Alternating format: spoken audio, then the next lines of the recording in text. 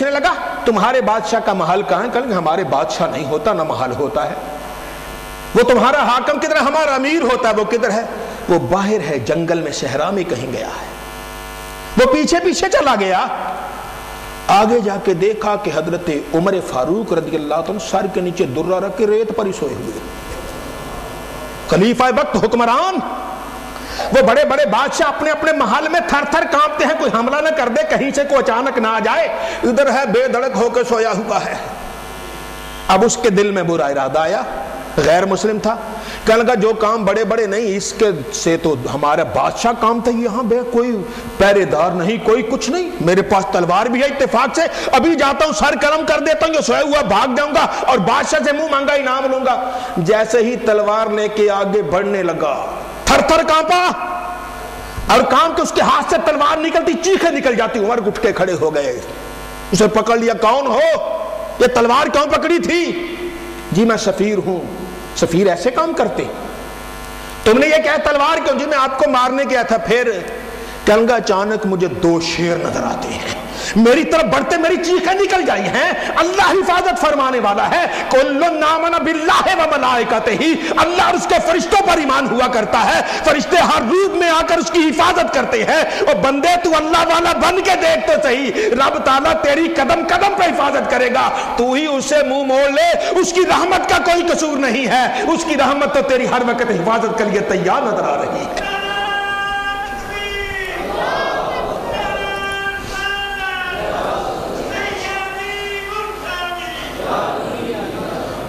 ایمان والے ان میں سے ہر ایک ایمان لاتا ہے اللہ پر، اس کے فرشتوں پر، اس کی کتابوں پر، اس کے رسولوں پر۔ جب اللہ پر ایمان ہے، رب کی ذات پر ایمان کبھی ہو جاتا ہے، فرشتوں پر ایمان ہے، ایمان پختہ ہو جاتا ہے، اس کی کتابوں پر ایمان ہے، کتاب میں لکھا جو وقت آنے والا ہے وہ آنے ہی والا ہے، اور اس کے رسولوں پر ایمان ہے۔ جب یہ ایمان پختہ ہو جاتا ہے، کسی سے نہیں گھبراتا، کسی سے نہیں ڈرتا، وہ بے دھڑک ہو کے چلا جاتا ہے، اور ہر جگہ جا کے لوگوں کو بتاتا ہے میں وہ ہوں جو محمد مصطفیٰ کا غلام ہوں، اور اللہ نے یہ مہربانی کی ہے کہ ایمان کی سچی دولت مجھے عطا فرمائی ہے۔ اور نبی عربی صلی اللہ علیہ وآلہ وسلم کے غلام، اللہ رب العزت نے یہ مہربانی فرمائی کہ کئی ایسے افراد اس امت کے، اور ان میں خواجہ ابو الحسن خرقانی کا نام نمایاں آتا ہے، جن کا فرشتوں پر ایمان ہے۔ ایک دن بیٹھے بیٹھے باتیں کرنے لگے، آپ نے فرمایا لوگ تو باتیں کرتے نیکی اور بدی کی، پھر کہیں گے اللہ کی مہربانی سے میری عمر اس وقت 60 سال ہو گئی ہے۔ اللہ والے کی عمر کتنی ہو گئی؟ 60 سال۔ کہتے ہیں اللہ کی مہربانی سے، اللہ کے فضل سے، رب کی رحمت سے میری عمر 60 سال ہو گئی ہے، اور یہ بائیں طرف والا فرشتہ قلم پکڑ کے بیٹھے ابھی تک کاغذ پہ ایک نقطہ نہیں لگا سکا ہے۔ یہ اللہ کی مہربانی ہے، اور رب جن کے باطن کو کبھی کرتا ہے، جنہیں ایمان کی دولت دیتا ہے، ایمان کی چاشنی دیتا ہے، اور زندگی گزرتی جاتی ہے، ان کے نامہ اعمال میں کوئی گناہ نہیں ہوا کرتا ہے۔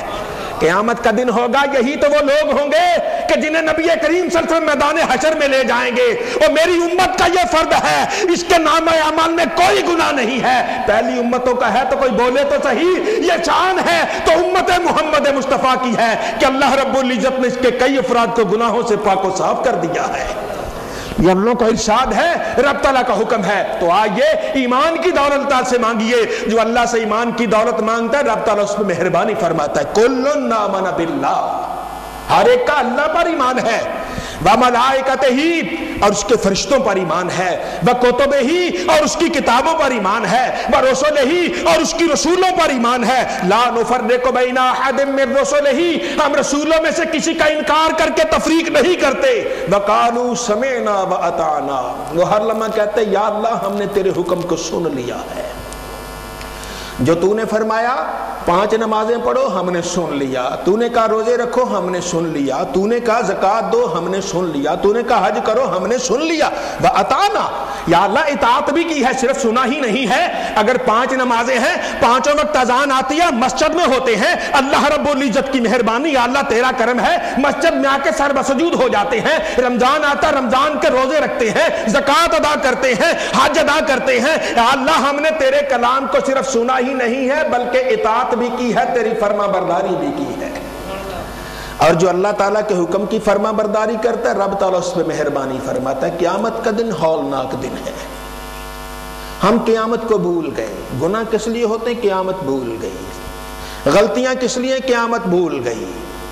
اور ہم جرم کس لیے کرتے ہیں کہ ہمیں قبر بھول گئی کہ ایک دن جانا ہے، اپنے ہاتھوں روزانہ کندھے پہ اٹھا کے لے جاتے ہیں، قبرستان دفن بھی کرتے ہیں، لیکن اب تو حالات بدل گئے، وہاں بھی جا کے قبر کے کنارے کھڑے ہو کے اپنے کاروباری باتیں کرتے ہیں۔ ہم یہ بھول گئے کہ ایک دن ہم نے بھی جانا ہے، ہم اس بات کو بھول گئے۔ قیامت کے دن اللہ فرماتا ہے فَمَنْ زُحْزِحَ عَنِ النَّارِ وَأُدْخِلَ الْجَنَّةَ فَقَدْ فَازَ، جسے آگ سے بچا لیا گیا، جنت میں داخل کر دیا گیا، وہ کامیاب و کامران ہے۔ قیامت کے بھرے مجمع میں 50,000 سال لمبا دن ہے، اس لمبے دن میں کوئی سایہ نہیں ہوگا، کہیں کچھ نہیں ہوگا، دھوپ ہوگی، تپش ہوگی، پسینے ہوں گے، سورج نزدیک آ رہا ہوگا اور اتنی تپش ہوگی انسان کو گھبراہٹ لاحق ہوگی، لیکن کچھ لوگوں کو رب تعالیٰ اپنی رحمت کے سائے میں جگہ عطا فرمائے گا اور ان کے ممبر بچھا دیے جائیں گے، ان کے لیے صوفے بچھا دیے جائیں گے، وہاں ہاؤس بھی ہوگا، پانی پیو، جام پیو، ٹھنڈے ہو جاؤ، اے سی لگے ہوں گے، گویا وہ ٹھنڈا علاقہ ہوگا، وہاں آرام سے مزے سے بیٹھو۔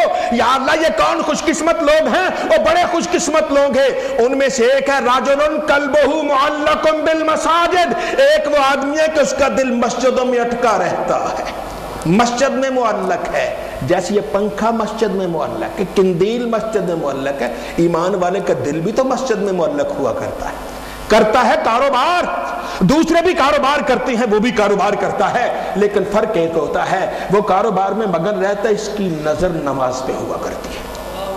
شاید نماز دونوں ہی پڑھتے ہوں گے، لیکن ایک کا دل نماز کی طرف ہے، کہتا ہے میں نماز ہے، میں نماز کے وقتوں کا بار بار گھڑی کو دیکھتا ہے کہ ابھی وقت ہوا یا نہیں، اس کا دل مسجد میں لٹکا ہوا ہے اور گھر کا روشن دان رکھتا ہے، گھر کی ایسی تعمیر کرتا ہے کہ جس سے وہ کہتا ہے یہاں سے آواز آئے گی، حالانکہ ہوا بھی آئے گی، ہوا تو آتی ہے، ہم اب کمرے مکان ایسے بناتے ہیں، ہوادار بناتے ہیں، ہوا گزرتی ہے، وہاں بیٹھتے ہیں، باغیچہ بنا لیتے ہیں، یہاں آرام ہو گئے، یہاں پھول ہو گئے، اور باغیچہ بنا لیجئے اگر اللہ نے توفیق دی ہے، یہ نیت کر کے کہ جب یہاں بیٹھوں گا میرے کانوں میں سیدھی مسجد کی آواز آئے گی، قرآن کی آواز آئے گی، اذان کی آواز آئے گی، انشاءاللہ جب لوگ قبروں سے نکلیں گے رب تعالیٰ سب سے پہلے تمہیں اپنے عرش کے سائے میں جگہ عطا فرما دے گا۔